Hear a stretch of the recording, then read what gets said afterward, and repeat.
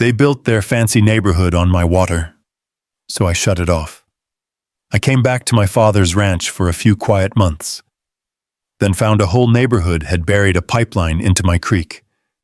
When I closed the valve in the middle of a Texas heatwave, 342 homes ran dry and the HOA came for blood. What they didn't know? I owned the very water they'd been living on. The Texas sun hit the valley like a hammer that morning, its heat pressing down through a white sky bleached of mercy. The hills shimmered with dust, cicadas droned like a single long scream, and even the cattle stood motionless under the live oaks. Down by the creek, the only sound was the slow groan of a steel wheel turning. Jake Remy's hands were steady as he twisted the red valve. The old pipe beneath his boots vibrated once, then fell quiet. Across the draw, he could already see the shimmer of water fading from the irrigation ditches that ran toward Cedar Mesa Estates, a bright, manicured subdivision built where his father once cut hay. Sprinklers coughed and died mid-spin, leaving half-soaked lawns steaming in the heat. He leaned against the post, watching the last droplets drip from the spigot. The smell of wet earth gave way to dust and baked cedar.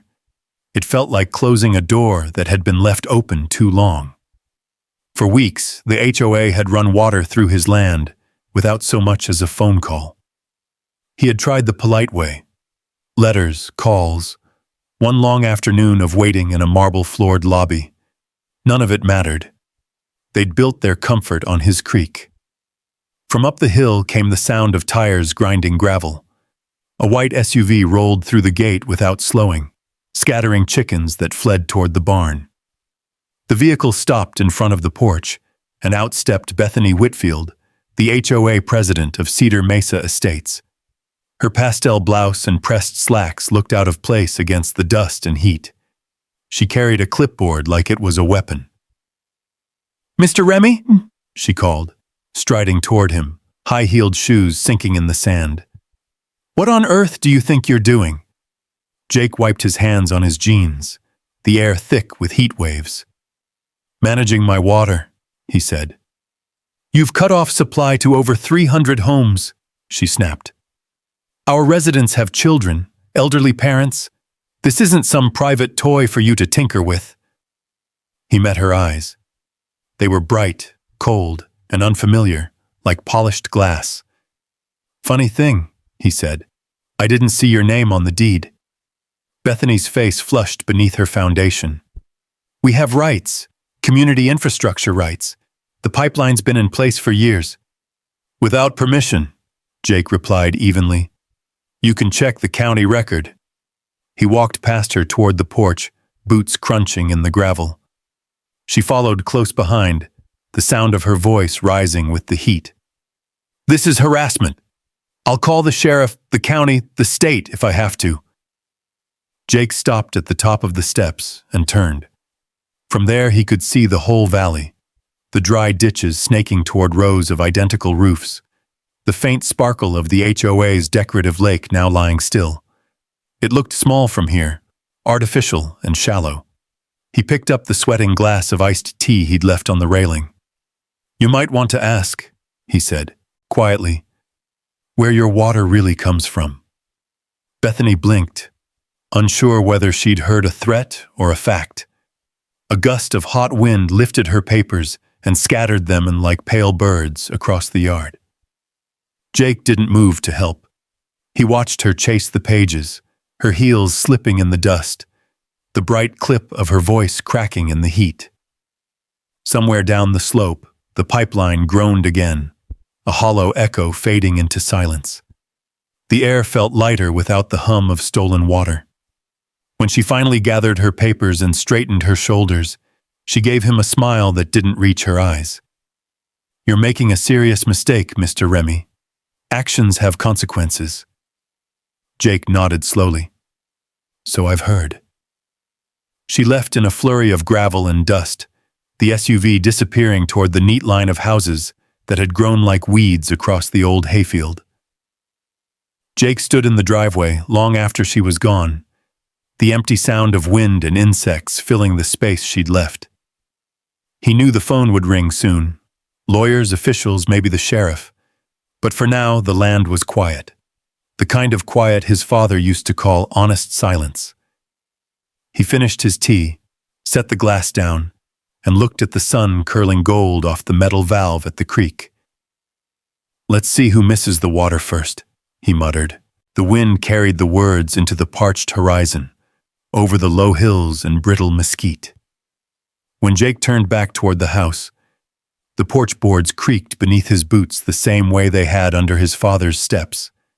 For a moment, he thought he heard that same quiet humming his dad used to make while sharpening tools, an echo of habit more than sound. 2 weeks earlier, the ranch had felt different. The grass was still a little green from spring rains, and the mornings were cool enough that mist lingered along the creek. Jake had just returned from Austin after settling the last of his father's affairs. He'd told himself it was temporary, a sabbatical, a few months to clean up the place before renting it out. But when he stepped onto that porch for the first time in 10 years, he knew there was no leaving again. His father's old hat still hung on the nail by the door, its brim bleached to a pale gray. Inside, everything smelled faintly of cedar and dust. The kitchen window looked out over the same rolling pasture where he'd learned to drive a tractor. It was home, though it felt more like a conversation half finished. That morning, the mailbox held a single envelope, thick, white, and embossed with gold lettering, Clear Mesa Estates, Homeowners Association. Jake had chuckled, thinking it was junk mail, until he saw his name written neatly in blue ink. Inside was a letter printed on crisp stationery. "The Clear Mesa HOA Board would like to welcome you to our community and extend an invitation to our summer meet and greet this Saturday at 6 p.m. at the Lakeside Pavilion. Attendance encouraged for new property owners and adjacent landholders." Below, in elegant cursive, "Sincerely, Bethany Whitfield, President." His mother, sitting at the kitchen table with her knitting, looked up at the sound of his laugh. "What's funny?" "Apparently we've been promoted," Jake said, waving the letter. "The HOA next door thinks we're part of their little kingdom." Her eyes narrowed behind her glasses. "Your father used to get those too. He always said the only thing worse than drought was neighbors who wanted to own your well." Jake folded the letter, tucking it into his shirt pocket. "Maybe I'll go, no harm in saying hello." But harm had a way of wearing perfume. Saturday came with the shimmer of heat and the hum of generators running air conditioners.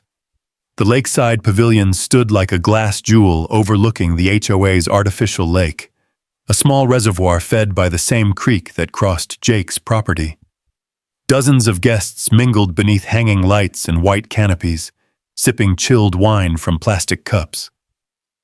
Jake showed up in his cleanest jeans and a denim shirt, his hands still stained with soil. He parked his old Ford between two spotless Teslas and immediately regretted it.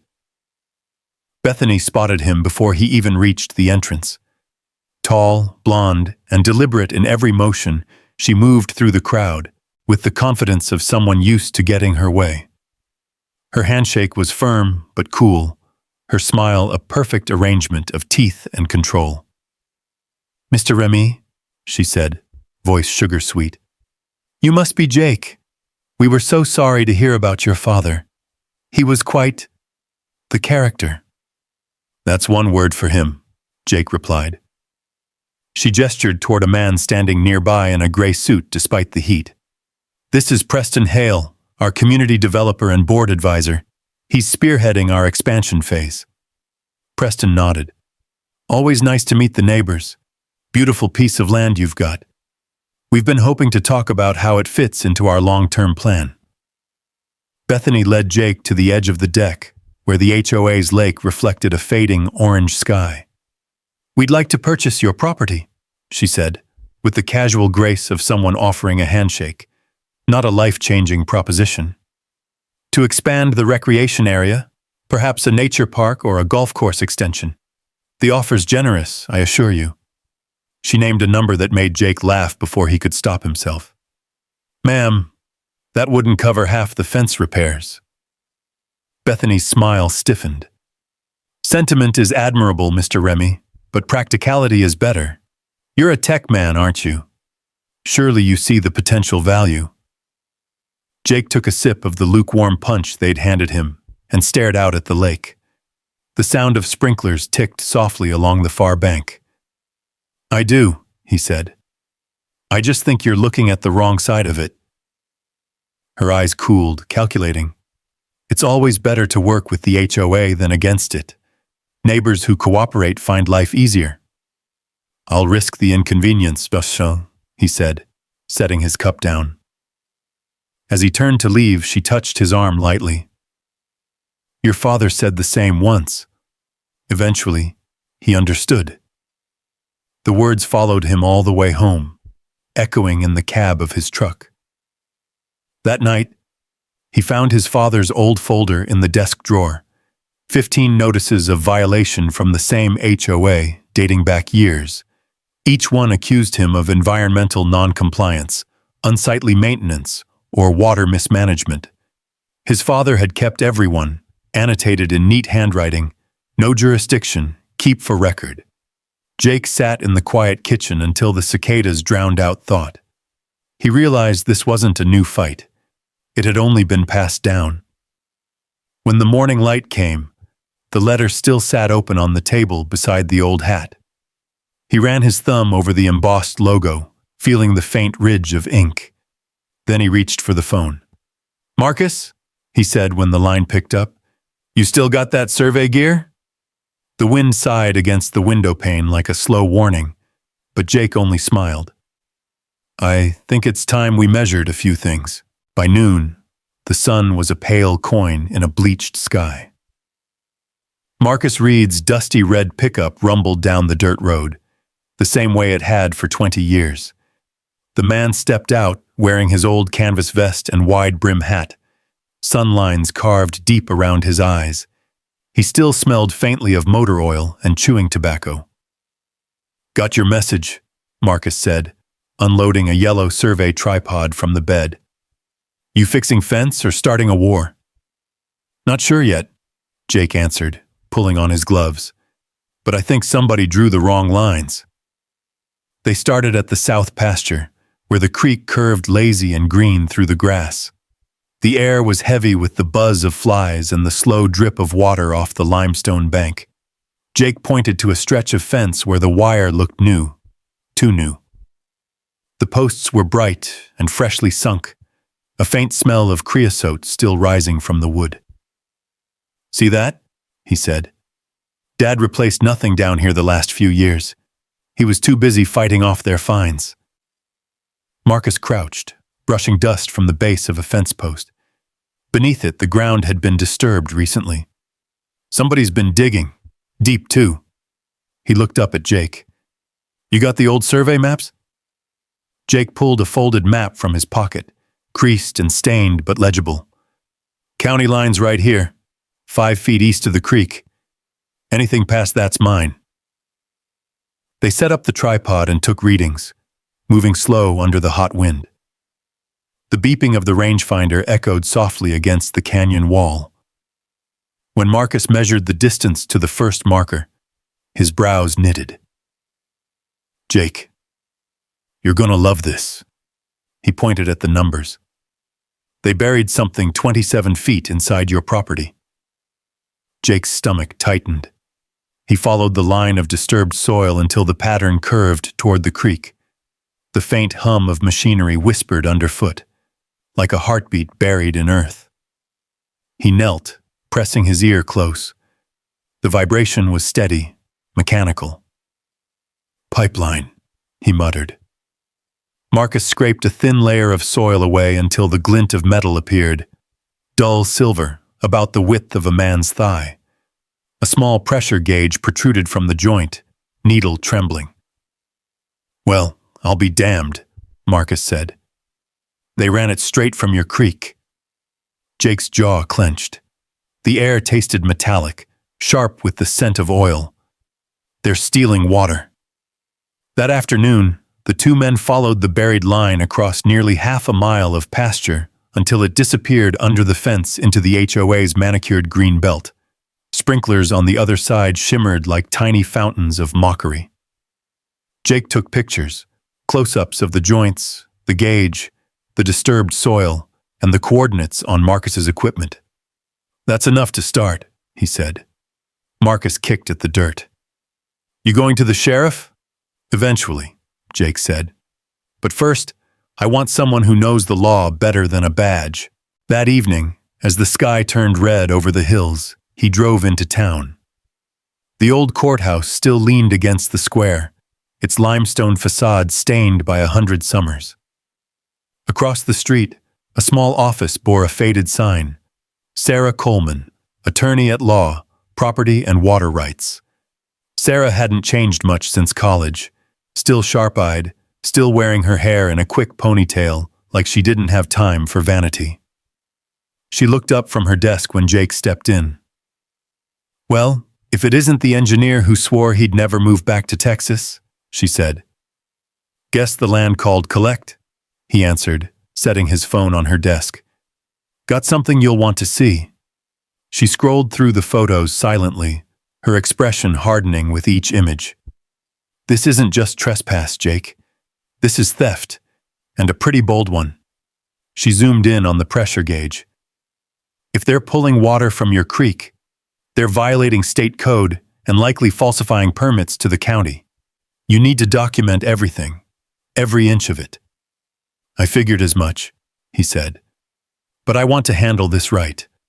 No shouting, no drama, just facts." Sarah nodded. "Then start by marking your boundaries again. And call me if anyone sets foot past that fence. HOAs like to pretend they have authority everywhere. They don't." When Jake left her office, the evening wind carried the smell of rain that wouldn't come. Lightning flickered far off toward the desert. He drove home slow, headlights slicing through the gathering dust. At the ranch, he parked by the barn and sat for a long time with the engine idling. The night was quiet except for the low hum of the pipeline, steady, constant, a heartbeat that didn't belong. He walked down to the creek, flashlight beam trembling on the rocks. The water looked calm, innocent, slipping past the cottonwoods. He crouched, dipping his hand into the flow. It was cooler than it should have been, drawn faster than nature intended. "You just drilled into the wrong man's land," he whispered to the dark. From the direction of Cedar Mesa, a sprinkler sputtered faintly, then died. The wind shifted, carrying the scent of dry dust and cut grass. Jake straightened and looked toward the glow of the subdivision lights flickering beyond the hills. He knew that tomorrow, the real fight would begin. By morning, the sky had turned that pale, merciless blue that promised no rain. The creek ran low and silent, curling like a silver thread through the rocks. Jake loaded the photos, GPS data, and survey notes into a neat folder before heading to town. The evidence was clear, but this wasn't a battle fought in dirt. It was fought in offices with air conditioning and framed certificates on the walls. The Clear Mesa HOA building sat just beyond the lake, a square of mirrored glass and polished stone that gleamed like it had never met dust. Inside, the air smelled of citrus cleaner and new carpet. A young receptionist at the front desk blinked at him, as though a man in work boots didn't belong there. "Do you have an appointment, sir?" "I reckon I do now," Jake said. "Tell Ms. Whitfield that Jake Remy's here about her pipeline." Her polite smile faltered. Within minutes, he was led through a long corridor into a conference room bright with morning light. A table of dark walnut stretched across the room, reflecting the blue sky through the windows. At the far end sat Bethany Whitfield, immaculate as always, a silk blouse the color of fresh cream, a pen poised in her manicured hand. Beside her was Richard Coleman, a silver-haired man with the steady confidence of a practiced attorney. "Mr. Remy," Bethany said warmly, gesturing toward a chair. "We were just discussing you." Jake set the folder on the table and remained standing. "I'm sure you were. Thought I'd save you the trouble." Her smile tightened a fraction. Please sit. No need for hostility. Not hostile, he said. Just direct. Richard leaned forward, interlocking his fingers. My client informs me there's been some misunderstanding about utility infrastructure. These matters are often complex. Boundaries shift. Easements go back decades. We can review the paperwork calmly, if you'd like. Jake flipped open the folder and slid the top photo across the table, the gleam of a metal pipe under his fence line. Looks pretty simple from where I'm standing. Bethany's eyes flicked over the picture without blinking. That's community water management, Mr. Remy. The development has standing rights under the regional cooperative. Funny, Jake said. The county records don't mention that, nor the state water board. You got a copy of this standing right you keep talking about? Her pen stilled. Richard adjusted his glasses. These things take time to locate. I'm sure your father was aware. He cooperated with us in the past. Jake leaned on the table, the old wood creaking under his hand.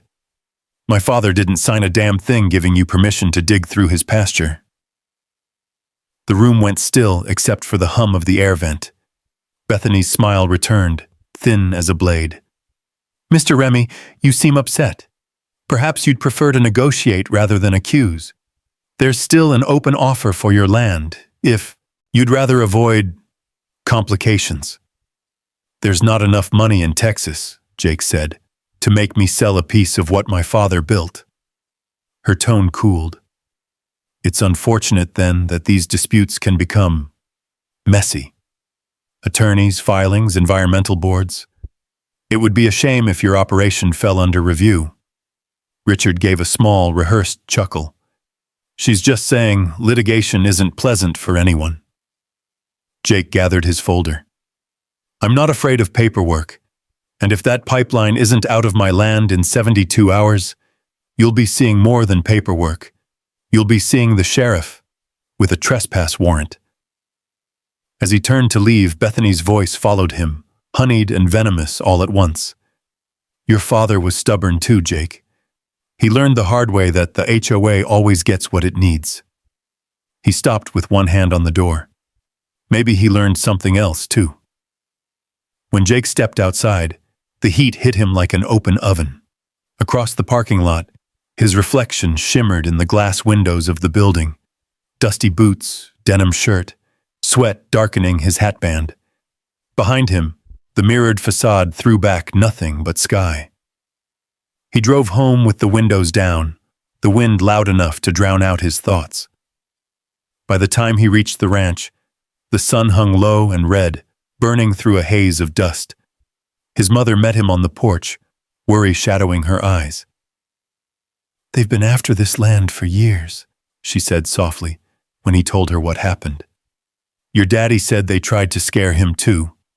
Letters, inspections, even the county assessor showing up uninvited.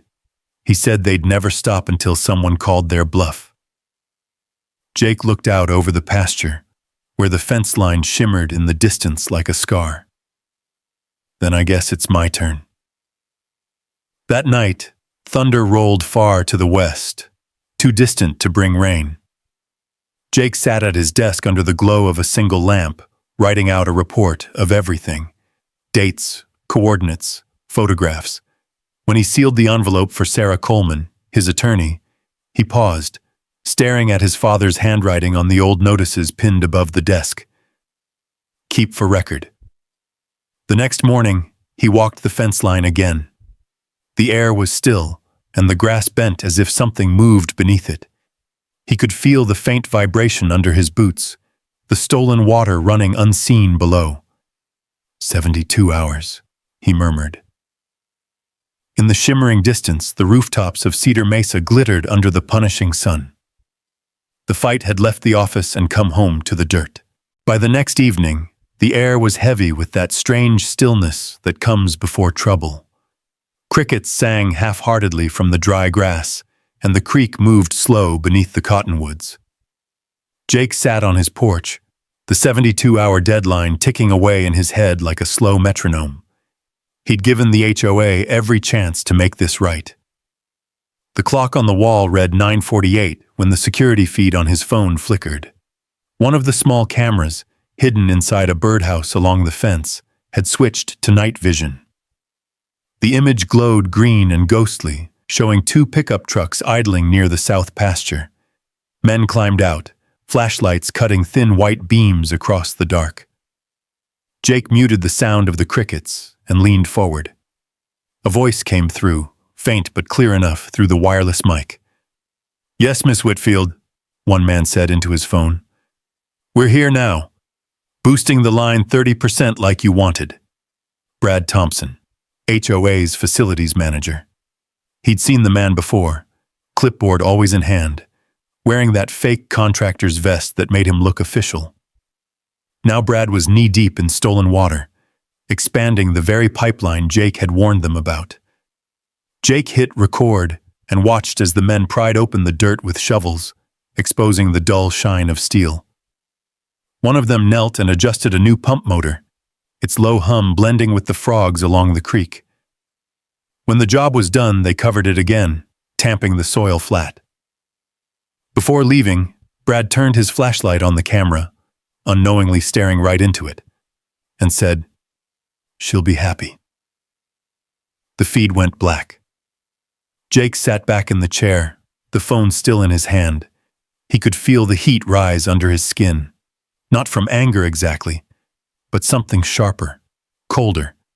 He sent the footage to Sarah Coleman with a single text. "Caught them red-handed.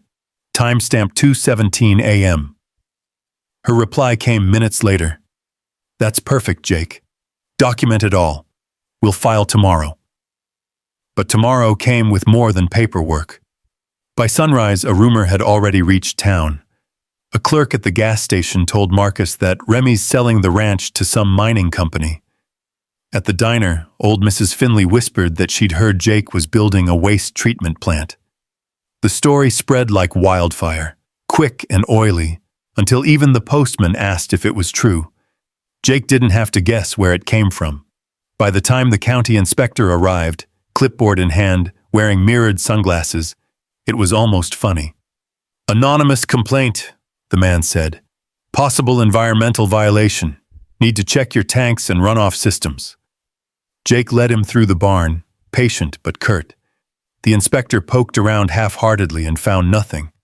Before leaving, he muttered, "Lot of noise about you in Cedar Mesa. Folks say you're planning to dig new wells." "Folks say a lot of things," Jake said, and watched the man drive off in a cloud of dust.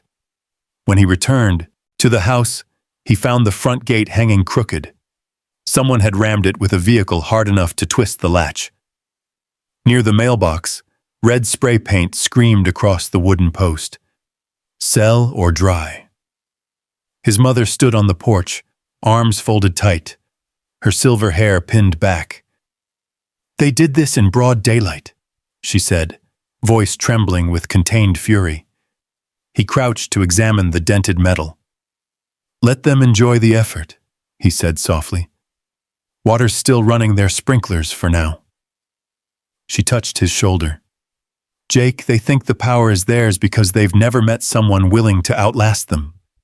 He looked up, the wind blowing grit against his face. "Then they're about to find out." That night, the ranch was alive with faint movement. The cicadas had gone silent, replaced by the whine of distant engines from across the fence. Jake stood by the window, lights off, watching the far horizon shimmer with the HOA's sodium lamps. Beyond those lights lay rows of lawns, fountains, and tidy streets, an entire world built on borrowed water. He sat down at his father's desk, flipping open the old leather ledger where Tom Remy had once logged rainfall, water pressure, and seasonal usage. Jake added new pages, timestamps, GPS coordinates, copies of photos, every recording. He stapled Sarah's legal notes to the back. The folder had grown thick enough to look like a case file. When Marcus stopped by just before midnight, Jake poured him a cup of coffee so black it looked like oil. "They won't quit," Marcus said. "You know that, right?" Jake nodded. "Neither will I." They stood in silence for a while, listening to the creek flow under the porch light. Somewhere out in the dark, a coyote yipped, answered by another. Marcus tipped his hat. "You're your father's son, all right." Jake smiled faintly. He always said never to fight the water, just learn where it wants to go. The next morning, the mail brought a letter stamped certified delivery. Inside was a formal response from the HOA's attorney, Richard Coleman again, accusing Jake of obstructing community infrastructure and threatening public access to water. Jake read it twice, then folded it carefully back into the envelope. "So they're calling theft a right now," he muttered. He slipped the letter into his growing file and looked toward the southern hills, where the creek vanished into Cedar Mesa's manicured reflection pool. The same water that once cooled his father's hands after a long day now fed ornamental lawns and fountains. His mother joined him on the porch, setting down 2 glasses of tea. The ice cracked softly in the heat. "They think water makes them powerful," she said, echoing his thoughts. "Show them what real power is." Jake watched the sunset bleed across the horizon, a dull crimson sinking into the hills. "I intend to." By nightfall, he'd made up his mind. No more waiting. The next step wouldn't be reaction, it would be control. The next morning broke warm and breathless, a sky of silver haze and slow-moving clouds. Jake drove to the county records office in Marble Creek, a small town of faded brick and courthouse steps worn smooth by boots. He parked beneath the courthouse oak, the same one his father used to tie his mule to when paying taxes. The air smelled of paper and sweat when he stepped inside. Behind the counter sat Dave Wilson, chairman of the local water management board, a broad man with a sunburned neck and a tie that looked like it had lost every fight it ever fought. "Well, I'll be," Dave said when he saw him. "Didn't expect to see a Remy in here unless it was jury duty." Jake laid his folder on the counter. "I need to see everything you've got on Mission Draw, the spring that feeds the creek." Dave's eyebrows rose. "That little trickle up past Red Hollow? Nobody's touched those records in years. You ranchers been drawing from it since before we started keeping decent files." "Not all of us," Jake said. "Seems my neighbors think it belongs to them." Dave's grin faded. He motioned Jake into a back room lined with filing cabinets and maps yellowed by time. He rolled out a county water grid and tapped the upper corner where a blue line began. Mission Draw Spring, still registered as a public access headwater under the old agricultural cooperative. But the rights lapsed 5 years ago when no one renewed the claim.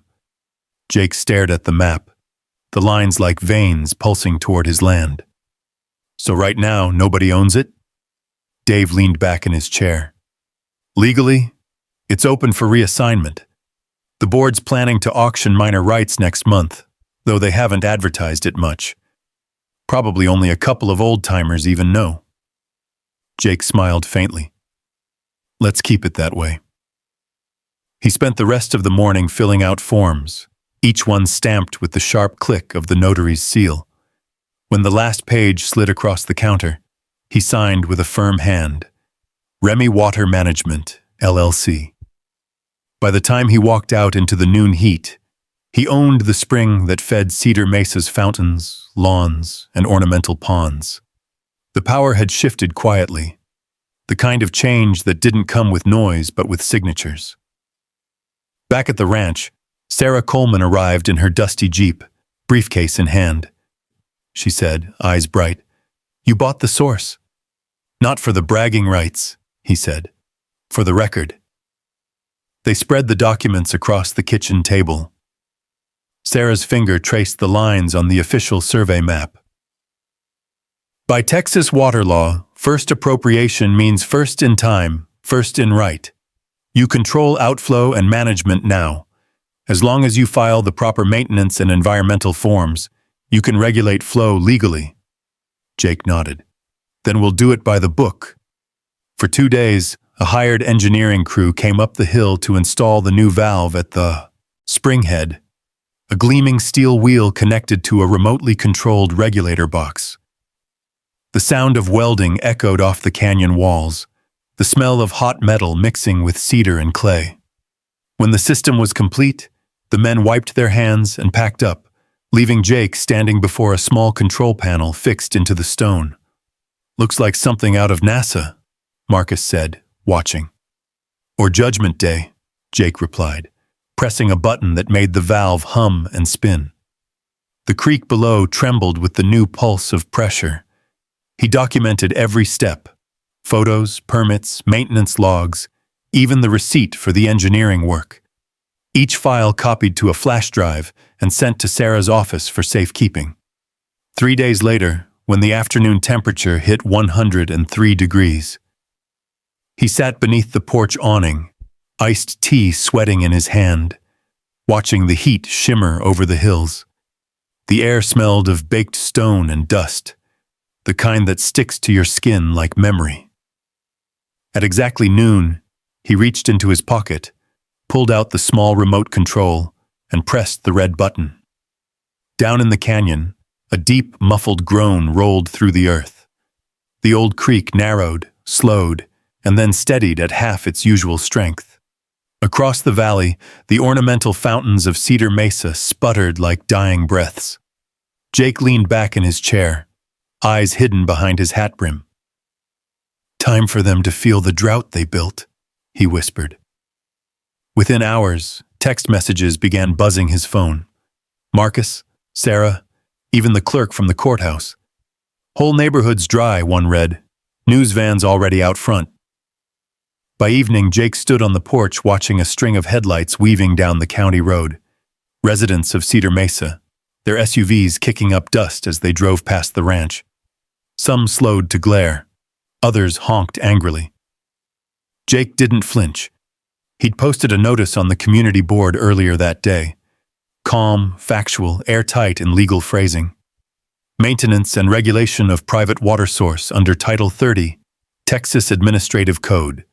Temporary restriction for inspection and calibration. No unauthorized use permitted. When Sarah called that night, her tone was equal parts disbelief and admiration. "You realize what you just did, right?" "Followed the law," he said simply. "Sure," she replied. "But you also made 300 people realize who's been paying for stolen water." Outside, the crickets had gone silent, replaced by the faint hiss of wind pushing through dry grass. The sky glowed orange over the subdivision's dark outline.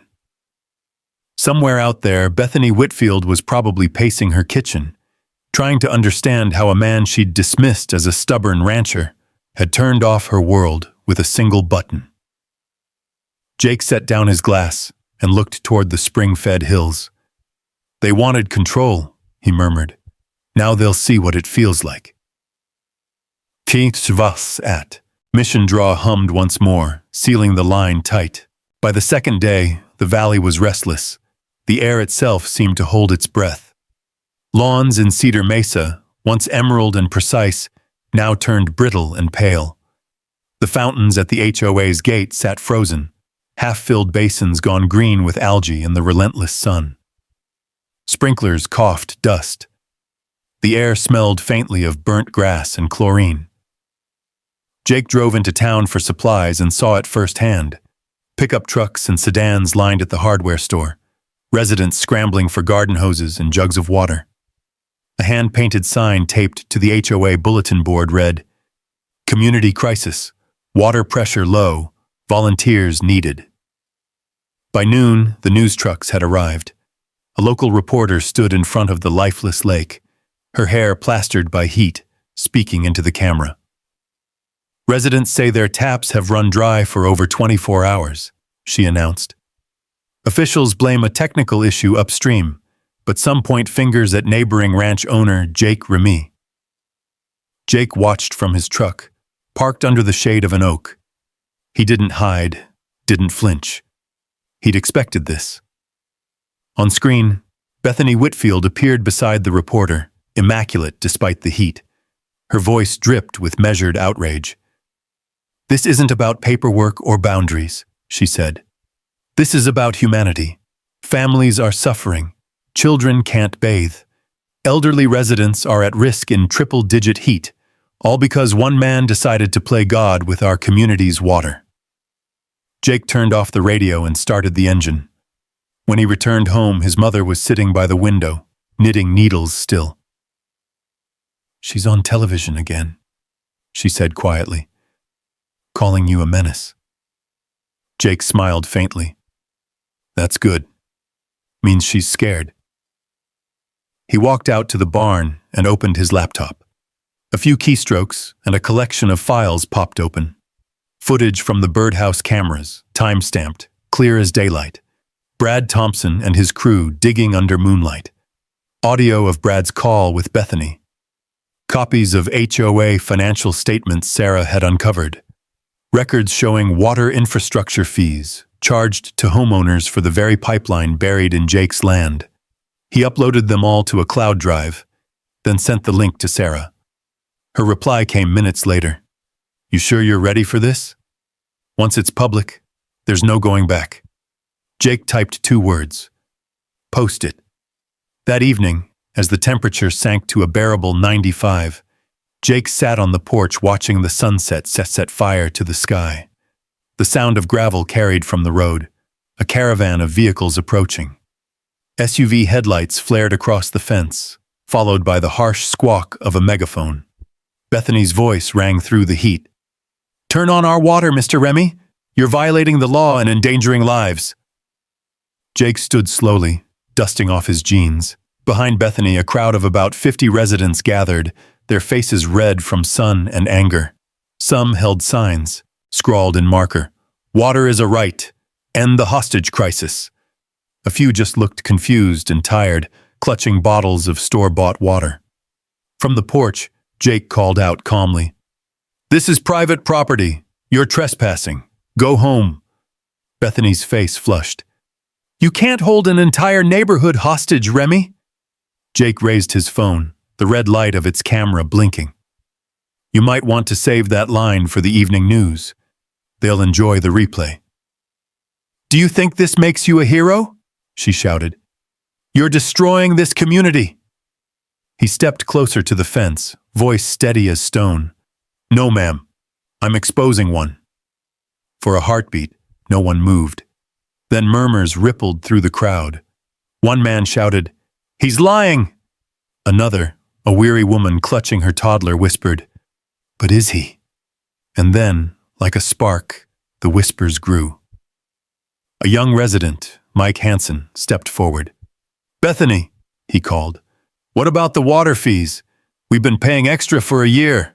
Where's that money going?" Bethany's jaw tightened. "Mike, this isn't the time."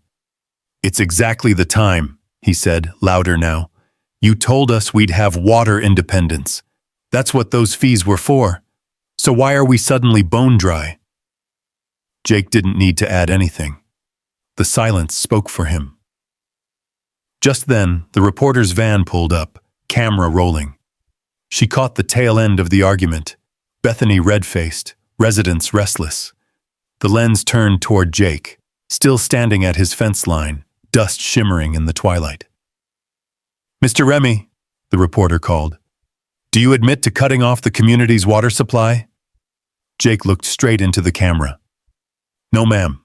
I regulated water flow on property I legally own. The same water that's been stolen from this land for years. I've filed every permit, every report. Ask your HOA president where her paperwork is." The crowd murmured louder. The camera zoomed in on Bethany, who began to stammer something about pending documentation. Mike Hansen spoke again, voice breaking through the confusion. "We deserve answers." The air trembled with tension. Then, as if on cue, Jake held up a sheet of paper. "You want answers? Here's the county deed." He waved it once, then tucked it back into his shirt pocket. "I suggest you start reading before shouting." The crowd began to disperse, their anger deflating into uneasy silence. Bethany glared, eyes glinting with fury. "This isn't over," she hissed. Jake nodded once. "You're right. It's just getting started." By the time the sun dropped behind the ridge, the valley was quiet again. Only the faint hum of cameras remained, documenting every moment. Later that night, Jake checked his phone. Sarah's message flashed. "You're trending on 3 stations. Public opinion's turning." He set the phone down beside his hat, exhaled slowly, and listened. To the cicadas resumed their song. In the distance, he could almost hear the hollow wheeze of empty pipes beneath Cedar Mesa. The heat wave had broken something larger than a water main. It had broken their illusion of control. By dawn, the county courthouse parking lot was full. News vans, pickup trucks, residents clutching water bottles and handwritten signs. The city had called an emergency mediation to resolve the water access dispute. Jake arrived early, dressed clean but plain. Pressed denim, boots polished, hat in hand. He didn't come to argue. He came to finish what had begun years before.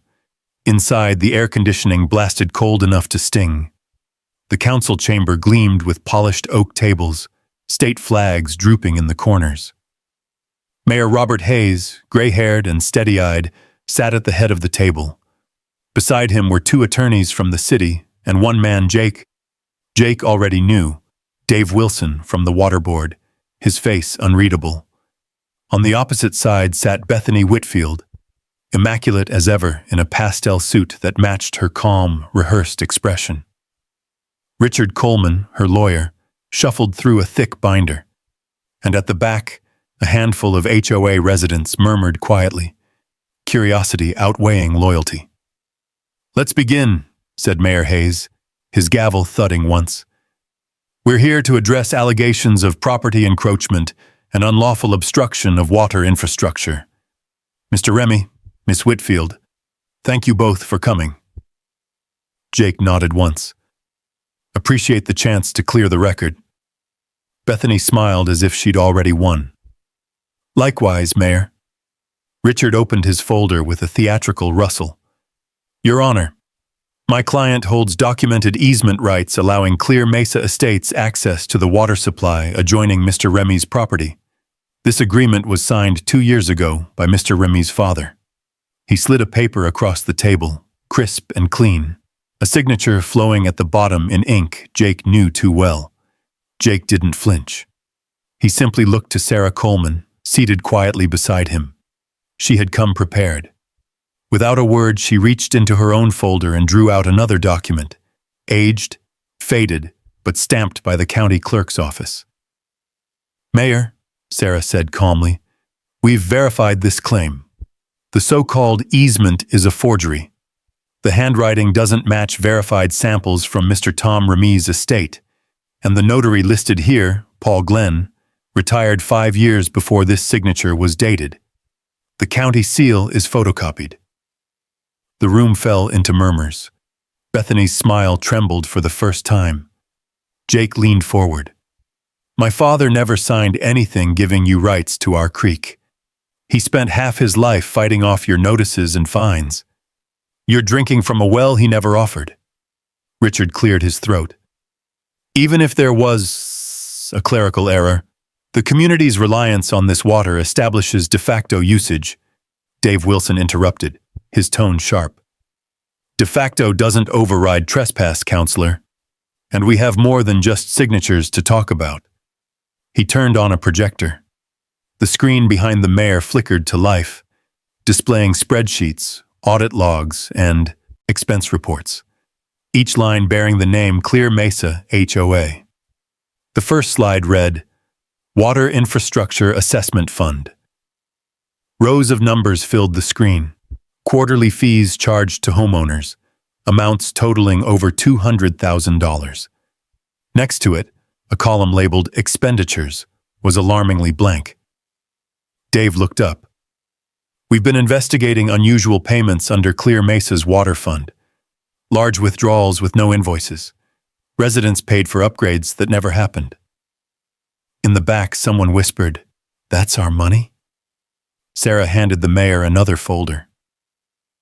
The missing funds were traced to an account under the name of Whitfield Development Services, a shell LLC controlled by Ms. Whitfield herself.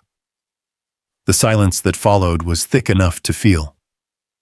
Bethany's lips parted, her eyes darting to Richard, who suddenly found great interest in his notes. "That's absurd," she said weakly. "Those were legitimate administrative expenses." Jake met her gaze, voice even but cutting. "You've been stealing water and their money. You called me a criminal, but the only one breaking laws here is sitting across the table." The room erupted, reporters typing, residents gasping, flashbulbs popping. The mayor slammed his gavel. "Order! Order!" When the noise subsided, Mayor Hayes exhaled heavily. "Miss Whitfield, these are serious allegations. Until verified, I'm ordering a temporary suspension of your HOA's control over water management operations. The city will appoint an interim board." Bethany's composure cracked. "You can't do that? This is a private community matter." "Not anymore," the mayor said. "You made it public when you forged state documents." Jake could almost feel the air lighten. Years of pressure, of quiet disrespect and stolen rights, seemed to exhale through the room. Still, he didn't gloat. He simply watched the truth spread like water finding its level. Outside, the heat pressed against the courthouse windows. Reporters cornered the HOA residents as they left, demanding comments. Inside, Bethany slumped back in her chair, her perfect posture gone, her voice reduced to a whisper. "This isn't over, Remy," she said, eyes sharp as glass. "You think you've won, but I've survived worse." Jake picked up his hat and stood. "You've survived because no one ever fought back. That part's over too." He stepped into the blinding light of afternoon, camera flashes flickering across his face. Sarah joined him on the courthouse steps. "You just made the evening news, Jake." "Let them talk," he said. "It's time the truth had a microphone."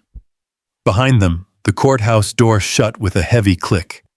Somewhere beyond the hills, the dry creek waited for judgment, and so did everyone who'd tried to own it. For the first time in months, Jake slept soundly that night. The air carried a rare coolness, and the hum of the crickets returned to the valley. The next morning, the headlines spoke louder than any verdict could. HOA under investigation for forgery and missing funds.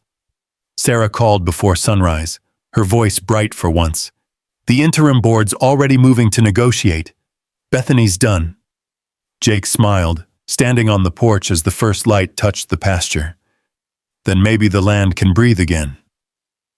But peace, he was learning, never came without a test. 3 days later, a certified envelope arrived in his mailbox, sealed with a bright green label. State Environmental Protection Division. Urgent notice. Jake tore it open. Inside was a brief letter full of legal phrases, but one line cut through it all. "Due to preliminary findings of chemical contamination in Mission Draw Creek, all water flow is to be suspended pending investigation." He stared at the words for a long time. Then he walked down to the creek, his boots stirring dust instead of mud. The water shimmered under the noon light, clear as glass, rippling lazily through the reeds. There was no sign of contamination, no sheen, no smell, no dead fish. Yet by that afternoon, news vans were back at the gates. The local station's anchor stood beneath her parasol, microphone in hand. "Sources within the Environmental Division say hazardous chemicals have been detected downstream of the Remy Ranch," she said gravely. "Tests suggest possible industrial pollutants." Jake turned off the TV before his mother could see. "It's her," he said aloud. Sarah arrived an hour later, already holding her phone to her ear. "I've talked to the state lab," she said. "The samples were collected by an inspector named Thomas Green. You know that name?" Jake nodded grimly. "He's the one who investigated me before. Works hand in glove with the HOA." Sarah's tone sharpened. "He's not on the official rotation for this district, which means someone called him in off the record." By dusk, the mayor himself was on the phone. "Jake," Hayes said carefully, "this is serious. The division wants to shut off your water completely until the contamination is cleared. I'm sending a city engineer tomorrow to verify. Just be ready." "Ready for what?" Jake asked. "For another storm," Hayes said, and hung up. That night, Jake and Marcus walked the length of the creek by flashlight. The beam cut through the dark, glinting off smooth rocks and pools of water that reflected the moon. Then, near the point where the creek crossed into Cedar Mesa, Marcus stopped short. "Jake," he said, voice low, "look at this." A thin, iridescent film floated across the surface, catching the light like spilled gasoline. The smell hit them next, chemical, sharp, and out of place. Jake crouched, his heart sinking. "They planted it," he said quietly, "right on the boundary." The next morning, he called Sarah. "Get the lab in Dallas," he said. "Independent testing, full chain of custody." By midday, a small team of technicians arrived with sealed sample kits, wearing gloves and badges. They collected water from both sides of the property line, carefully labeling each bottle. The air buzzed with the sound of locusts and the low rumble of news helicopters circling overhead. That evening, Jake stood on the porch with his mother, watching the flicker of red lights from the vans parked along the highway. "Feels like déjà vu," she said softly. "Every time we get close to peace, they find another way." "Not this time," he replied. "This time, we've got proof before the spin." 2 days later, the results came back. Sarah arrived at dawn, dust still clinging to her shoes. "The samples upstream and from your property, completely clean," she said. "The only contamination was downstream, inside Cedar Mesa boundaries. Industrial solvents, synthetic hydrocarbons." Jake exhaled, shoulders loosening for the first time in days. "Any idea where it came from?" Sarah's eyes hardened. "From someone who bought those chemicals last week. We traced the purchase, signed by Thomas Green, delivered to a private address on Lakeview Drive. Guess who lives there?" "Bethany," Jake said. Sarah nodded. "She's desperate and sloppy." By noon, Sheriff McKay pulled up the drive, his cruiser raising a swirl of dust. He stepped out, hat in hand, eyes solemn. "Jake," he said, "you've got friends in the mayor's office. They pushed the DA to take this seriously. We've got a warrant to search Green's office and Whitfield's property."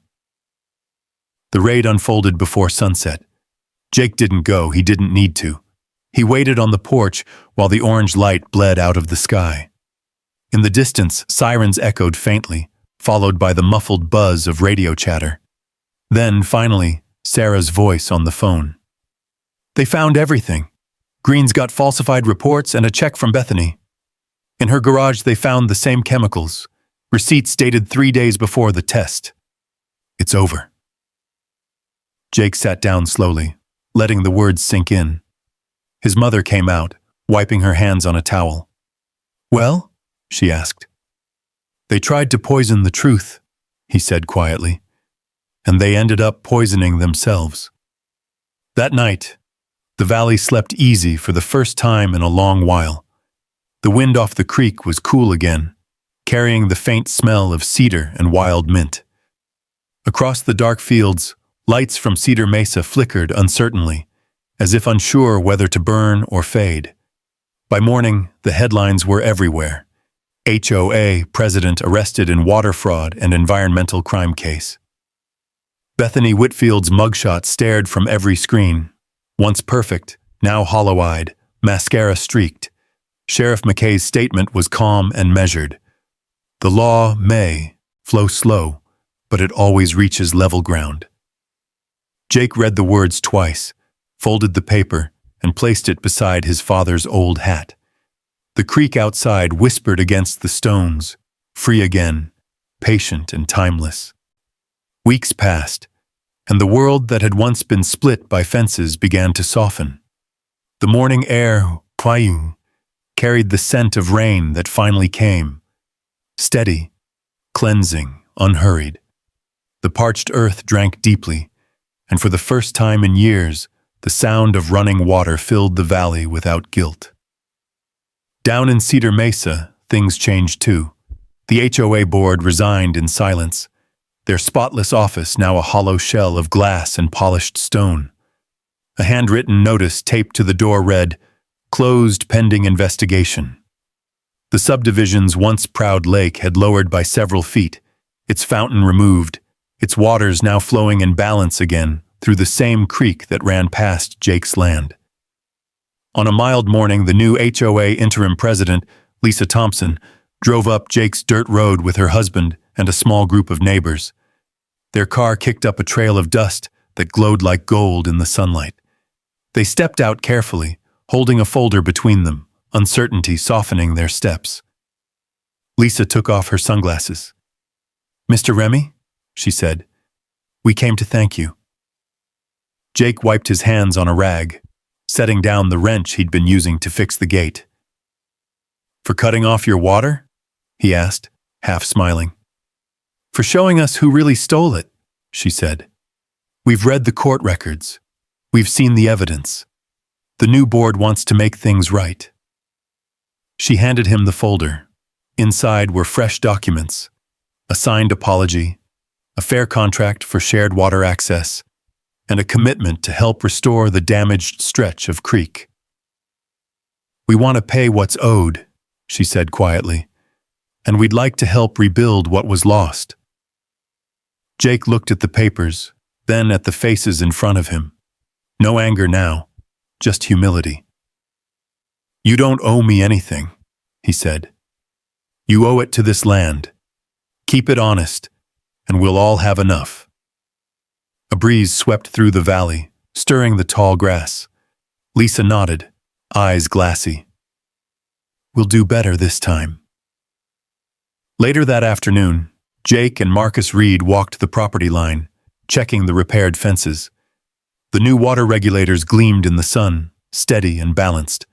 The grass near the creek had already grown lush again, and dragonflies darted between cattails. "Hard to believe this place was a battleground," Marcus said. Jake nodded. "Land remembers, Marcus, but so does water." They reached the new wooden sign staked near the creek's bend. Fresh paint spelled out the words, "Mission Draw Conservation Trail," in honor of Tom Remy. A small group of schoolchildren from town came that weekend to plant saplings along the bank. Jake helped them dig the holes, his hands steady and sure. His mother sat nearby in her chair, wrapped in a shawl despite the warm sun. She smiled as the children's laughter carried through the air. "Your father would have liked this," she said softly. Jake looked out over the glinting water. He always said the creek was, stubborn.